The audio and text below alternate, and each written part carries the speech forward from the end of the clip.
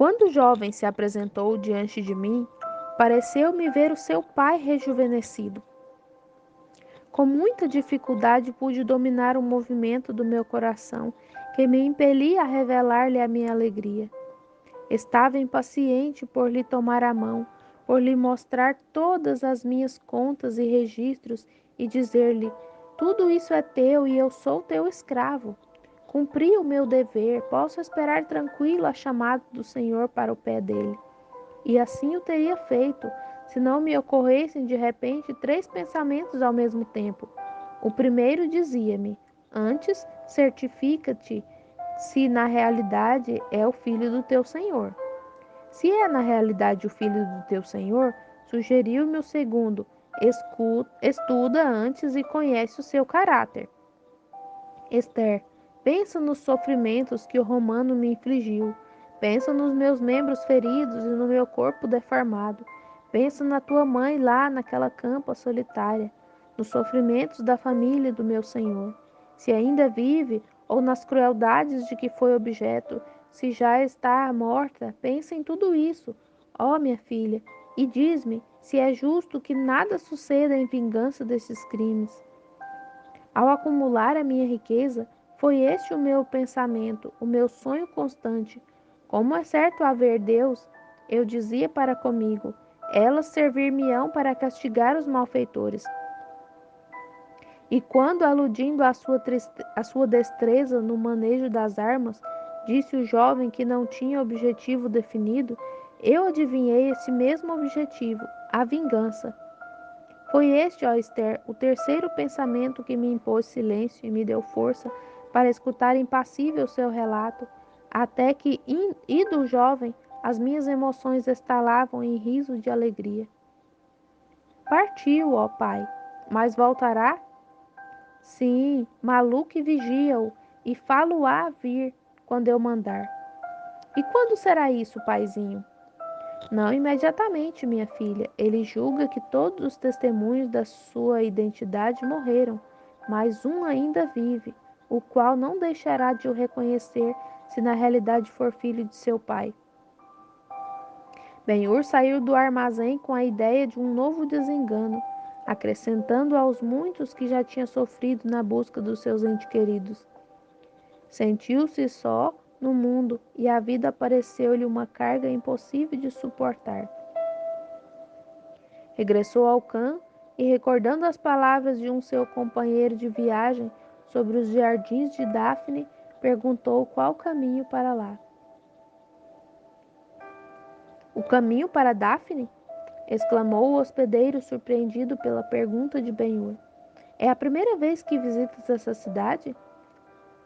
Então hoje será o dia mais feliz da sua vida. E indicou-lhe a direção que devia seguir. Depois de ter dado algumas ordens relativas à sua bagagem, Ben-Hur pôs-se a caminho. Deviam ser umas 4 horas quando transpôs as portas da cidade e se encontrou no meio de uma interminável procissão que se dirigia para o famoso bosque. Ben-Hur embrenhou-se na multidão. Não estava nada interessado em perguntar para onde ia.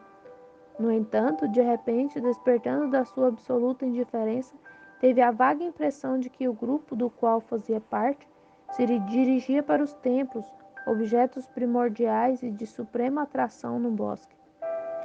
Mais à frente, ao longe e da direita do bosque, soprou uma brisa perfumada que lhe acariciou a face, trazendo-lhe um aroma a rosas. Deteve-se como os demais para ver de onde procedia. Acaso vem esse perfume daquele jardim? Perguntou a alguém que estava ao seu lado. É mais provável que venha de alguma cerimônia sacerdotal, um sacrifício em honra de Diana, de Pan ou de qualquer outra divindade. A resposta foi-lhe dada na sua língua nativa. Ben-Hur contemplou com surpresa o desconhecido. És judeu? Perguntou-lhe. O indivíduo respondeu-lhe sorrindo. Nasci a poucos passos da praça de Jerusalém. Ben-Hur ia prosseguir a conversa quando uma inesperada avalanche de gente o levou para outro lado, afastando-o do interlocutor. Tinha chegado a um sítio onde os caminhos se internavam nos bosques e ofereciam uma ocasião favorável para se separar da ruidosa procissão, o que Ben-Hur aproveitou. Penetrou numa selva espessa cheia do canto de 1000 aves.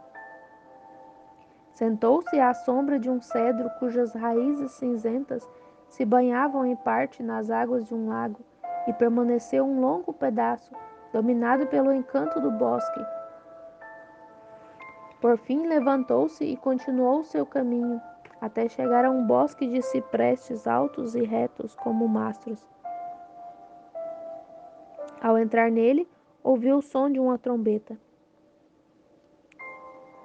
Estendido na erva à sombra de uma árvore, viu o desconhecido, com quem tinha falado momentos antes junto ao templo.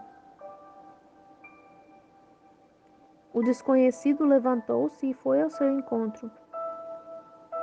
De novo, que a paz seja contigo, disse em tom afetuoso. Obrigado, agradeceu Ben-Hur. Acaso vamos na mesma direção? Eu dirijo-me para o estádio. E tu? Para o estádio? Sim, a trombeta que acabais de ouvir chamava os competidores. Amigo, disse Ben-Hur, confesso-te a minha ignorância, e se queres servir-me de guia, ficar-te-ei reconhecido. Com muito gosto. Ben-Hur recomeçou a conversa interrompida no cruzamento diante dos templos. Eu sou o filho do Dúnviro Arrios, e tu? Eu chamo-me Maluk, comerciante de Antioquia. Pois bem, Maluk, o som da trombeta, o estrondo das rodas, a perspectiva de um espetáculo despertaram a minha curiosidade. Tenho algumas noções desses exercícios e não sou desconhecido nas palestras de Roma. Vamos ao concurso. Maluk olhou-o assombrado. O Dúnviro era romano, e tu, sem dúvida, vestes ao modo judeu. O ilustre Arrios era o meu pai adotivo, explicou Ben-Hur. Ah, compreendo. Perdoe-me.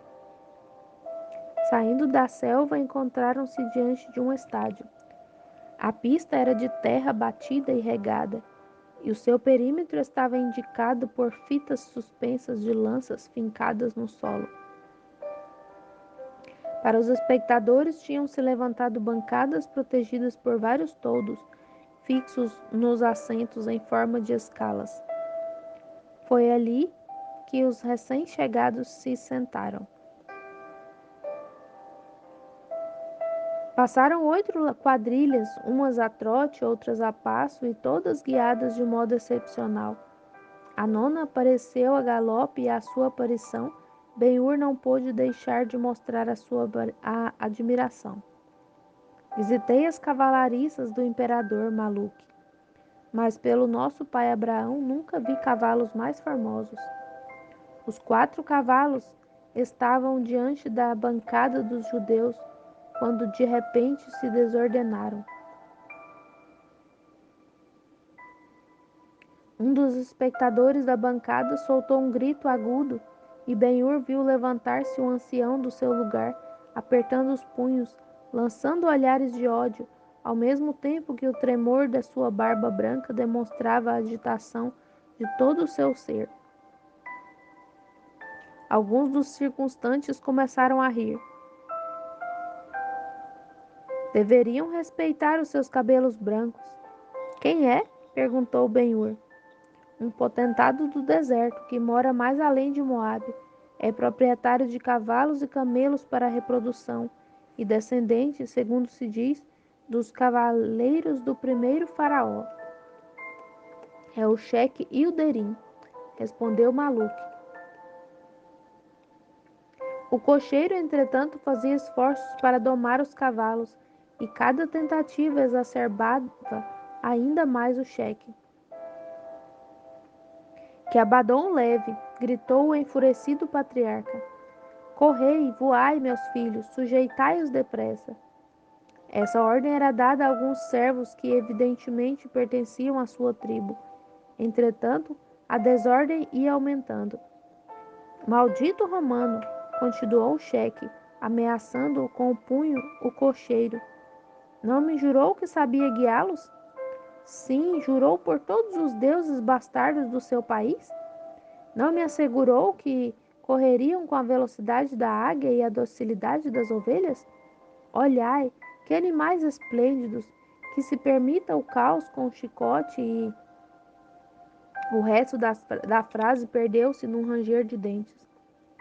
Ponha-se um de vocês diante dos cavalos e fale-lhes. Uma só palavra proferida na língua do deserto bastará para o sossegar. Louco, louco de mim que me fiei num romano. Alguns de entre os mais diligentes do seu séquito correram a apaziguar os cavalos, enquanto um violento ataque de tosse apagou a voz do ancião. Ben-Hur, que julgou compreendê-lo, sentiu simpatia por ele, pois fosse por se sentir orgulhoso da sua propriedade ou receoso pelos resultados da corrida, descobria no ancião infinita ternura para com seus cavalos. Os cavalos eram todos baios, sem uma mancha, perfeitamente iguais e de proporções esplêndidas. As orelhas eram delicadíssimas, as cabeças pequenas, os focinhos largos, as narinas, quando se dilatavam, mostravam uma membrana de um vermelho vivo, arqueados graciosamente, os pescoços e adornados de crinas abundantíssimas que lhes cobriam o lombo e o peito. Dos joelhos para baixo, as patas eram delgadas e direitas, mas na parte de cima arredondava-as o desenvolvimento de fortes músculos, como se requeria para suportar a bela e harmoniosa corpulência que sustentavam. Os cascos brilhavam como taças de ágata luzente, e ao trotarem e ao encambritarem-se, os nobres cavalos açoitavam o ar e por vezes a terra com as suas compridas caudas. O cheque tinha os chamado esplêndidos e tinha dito a verdade.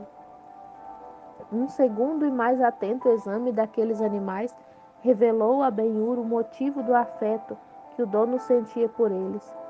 Procurando uma oportunidade de obter uma vitória sobre o odiado romano, o ancião levara-os à cidade, não duvidando do seu êxito se tivessem a governá-los uma mão hábil.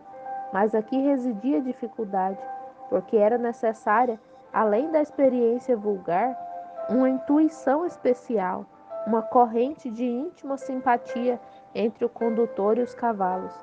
Antes que o patriarca tivesse terminado as suas injúrias, uma dezena de mãos tinha sujeitado os cavalos.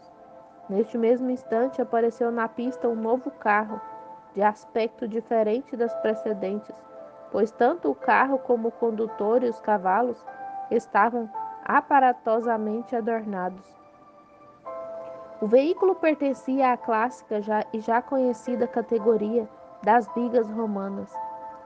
As largas rodas estavam unidas por um largo eixo sobre o qual se apoiava uma caixa aberta pela parte de trás. Os primeiros competidores tinham sido acolhidos silenciosamente, mas o recém-chegado teve melhor sorte. Ao avançar até a tribuna, da qual presenciamos a cena, foi saudado por ruidosas aclamações que atraíram sobre ele a atenção geral. Os cavalos do meio eram negros, os dos lados brancos como a neve. Em conformidade com as exigências da moda romana, tinham os rabos cortados e as crinas curtas, divididas em tranças atadas com fitas amarelas e vermelhas. Chegado ao sítio em que o carro era visível por todos os espectadores da bancada, eles devem ter concordado que os gritos de admiração eram plenamente justificados. As rodas estavam perfeitamente construídas, fortes tiras de bronze polido reforçavam os ligeiríssimos pernes. Os raios eram forrados por dentes de marfim, colocados com a sua curvatura natural virada para a parte exterior, com o fim de obter a maior perfeição da concavidade, considerada naquela altura da maior importância. Os aros eram de ébano, revestidos exteriormente de bronze. O eixo, em harmonia com as rodas, tinha nas suas extremidades cabeças de tigres, e toda a parte superior do carro era de varas doiradas. A chegada deste veículo extraordinário impeliu Ben-Hur a olhar com interesse o condutor. Quem era?